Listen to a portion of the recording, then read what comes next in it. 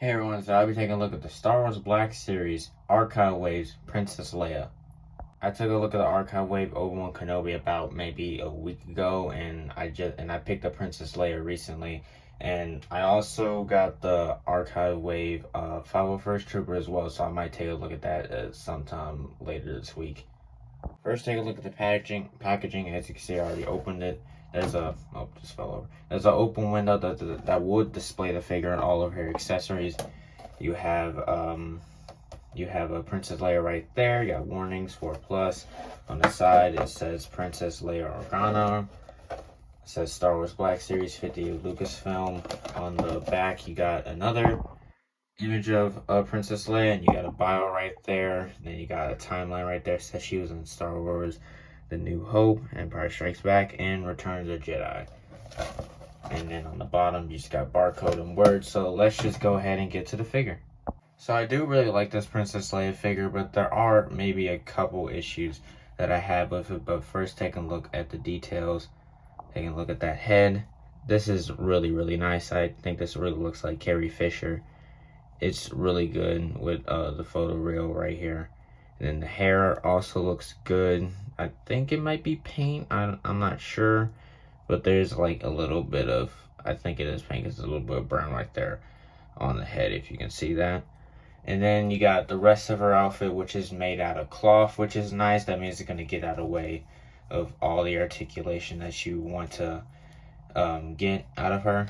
And then the hood is just in the back right here. It lays flat like this, but it's kind of big. I know it's supposed to be big or oversized, but when you put it on her head, the best you're gonna get out of it is like this. If I can get the hood to work, it's like that. It's covering her face. I want it to be like this, but it's not really gonna stay. So I think the hood maybe sucks a little bit, but I'm not really gonna display her with the hood anyway. And then you got the rest of the outfit, which is cloth. You got double jointed elbows underneath here. And then with the belt, you got some silver on the little studs. And then you got more cloth, just basically cloth. Is a basic figure. And then, yeah, one of my legs is warped. It wasn't like that out the package, so I guess when I was having it on the shelf, it just did that. That's the problem with like female legs. I think it's also on Marvel Legends as well, where like the legs will warp. Did the same thing on my Princess Leia, and then you just got the boots here, which I think is also painted.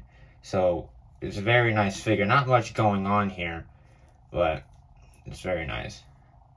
For accessories, she comes with her pistol, and there's not any paint to speak of. I wish there was like some silver right here on like the barrel somewhere.